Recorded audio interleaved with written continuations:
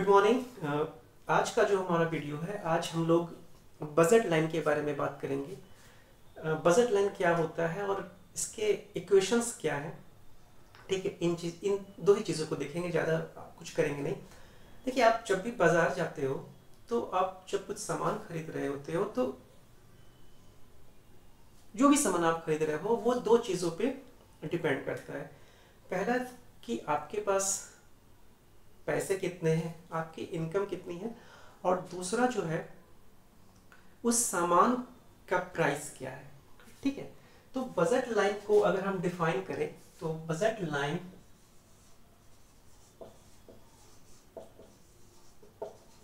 Represent all possible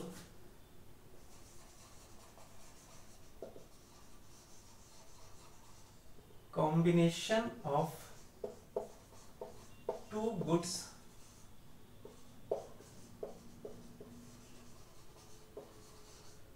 purchased by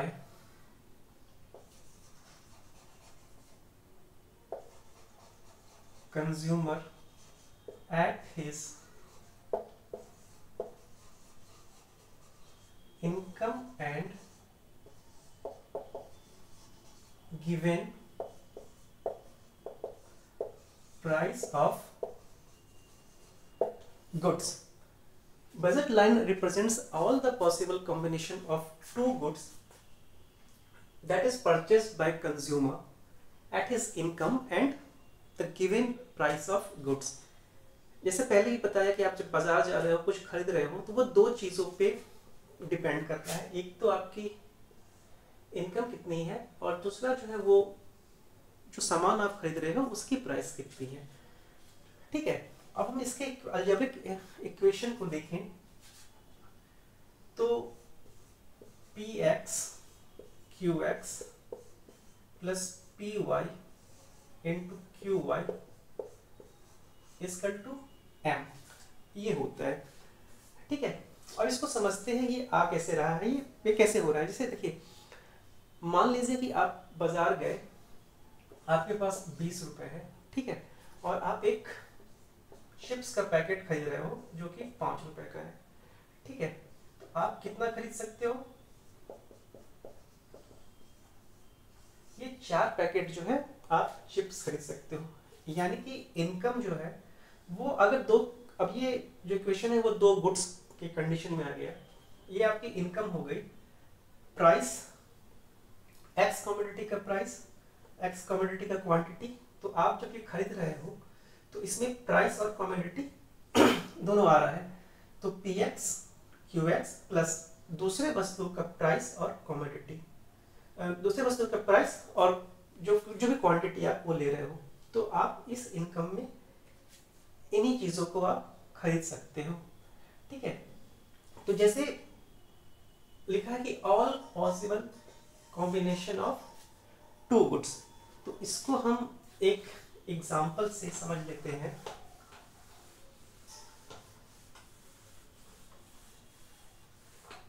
मान लीजिए कि आपकी जो इनकम है, आपके पास 40 रुपए है, आप दो वस्तु खरीद रहे हैं, एक गुड्स जिसकी कीमत जो है वो 8 रुपए है और दूसरा गुड्स जो है जिसकी कीमत 4 रुपए है। तो अब इसके हम जो पॉसिबल कॉम्बिनेशंस हैं, क्या क्या हो सकता है, आप वो कैसे इन चीज़ों को खरीद सकते हैं इस पैसे में, वो हम देख लेते हैं। तो एक हम टेबल बना लेते हैं, ये कॉम्बिनेशंस हो गए, यहाँ एक्स गुड्स हो गया, ये वाई गुड्स हो गया, A B C D E F, ये हमने कर लिया। अब देखिए, हमारे पास 40 रुपए है, तो पहला कंडीशन क्या हो सकता है कि हम x 5 खरीद सकते हैं। तो इस समय y गुड्स हम नहीं खरीद पाएंगे क्योंकि 8 और 5 गुड्स जो खरीदा तो 40 हो गया। दूसरा कॉम्बिनेशन क्या हो सकता है कि इसके हम 4 गुड्स खरीद सकते हैं, इसके 2 गुड्स खरीद सकते हैं, इसके 3 गुड्स खरीदेंगे तो इसके 4 गुड्स हो जाएंगे, 2 गुड्स ये 6 हो जाएगा, ये 1 गुड अगर हम 1 यूनिट खरीद रहे हैं तो ये 8 हो जाएगा, और F का अगर हम 0 कर दे रहे हैं तो ये 10 हो जाएगा। इसे 4 खरीदा तो 4 अट्ठे 32, 2 8 रुपए बच गए तो 4 दूनी के 8, ये 40 हो जाएगा। तो इस तरीके से आप सामान को खरीद सकते हैं। अगर हम इसी को अब एक थोड़ा सा इसको ग्राफिकल रिप्रेजेंटेशंस में अगर हम दिखाएं, इस चीज को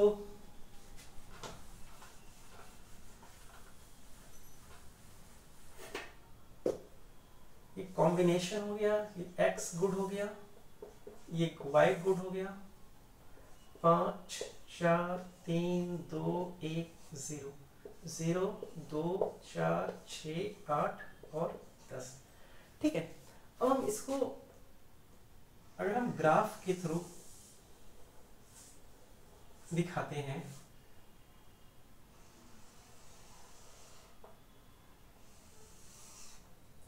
मान लीजिए x एक्सिस है, ये y एक्सिस है। ठीक है, तो बजट लाइन जो है हमेशा एक स्ट्रेट लाइन होता है और ये नेगेटिव स्लोप होगा। बजट लाइन की 2 प्रॉपर्टीज है, एक तो नेगेटिव स्लोप है, ठीक है, नेगेटिव डाउनवर्ड स्लोप है, क्योंकि जहां जाहिर है कि आप एक को कम कर रहे हो तो दूसरे को बढ़ा रहे हो। ठीक है, मान लीजिए ये 10 और यहाँ 5, 1 2 3 4। ठीक है, अब हम इसको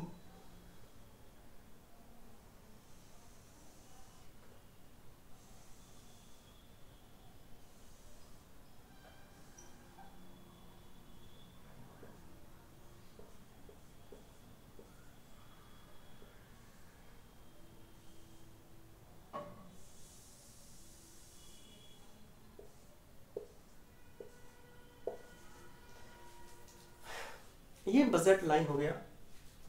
ठीक है, इसको अब ये इसमें ये बता रहा है कि जैसे आप देखिए, अगर हम ये सारी पॉसिबिलिटीज है, ए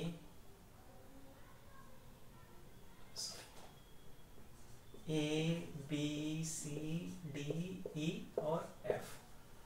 जब आप ए के 5 गुड्स 5 यूनिट खरीद रहे हो तो वाई एक्सिस पे आप ये 0 है तो आप इसका 0 जो है वो कंज्यूम कर रहे हो।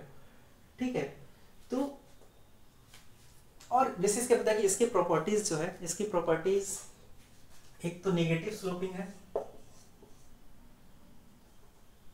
नेगेटिव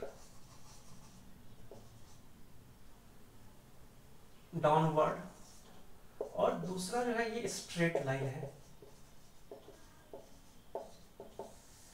स्ट्रेट लाइन इसलिए है कि जो प्राइस है वो हमेशा कांस्टेंट है, और नेगेटिव स्लोपिंग ये इंडिकेट कर रहा है, ये बता रहा है कि जब आप एक चीज को ले रहे हो, एक वस्तु को आप ले रहे हो तो दूसरे को आप नहीं खरीद रहे हो, छोड़ रहे हो।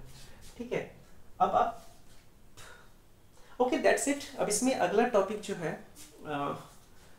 वो स्लोप ऑफ बजट लाइन है और शिफ्टिंग ऑफ बजट लाइन है। तो ये दोनों जो है वो नेक्स्ट वीडियो में हम लोग बात करेंगे।